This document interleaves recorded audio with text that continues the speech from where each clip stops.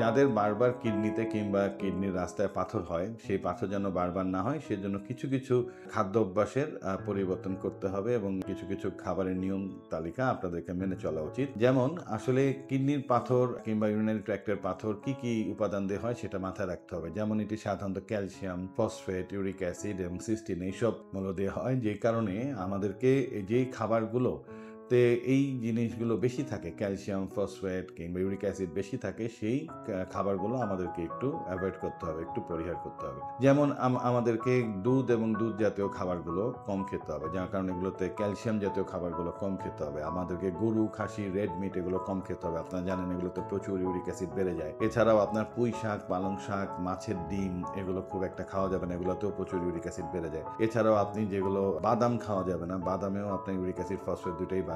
আপনাকে চকলেট জাতীয় খাবারগুলো অ্যাভয়েড করতে হবে। এছাড়াও আমরা soft drinks, Coke, Fanta, 7 up এগুলো একদমই পরিহার করতে হবে।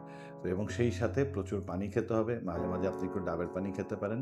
যদি খাদ্যাভ্যাসে আপনার এই দুধ জাতীয় খাবার, রেড মিট, তারপরে আপনি মাছের ডিম, পুঁই শাক, পালং শাক, সফট ড্রিঙ্কস, চকলেট জাতীয় খাবার, এগুলো যদি আপনারা, বাদাম, এগুলো যদি অ্যাভয়েড করতে পারেন, প্রচুর পানি খান, আপনারা আশা করা যায় আপনাদের বারবার পাথর হওয়ার সম্ভাবনা কমে যাবে।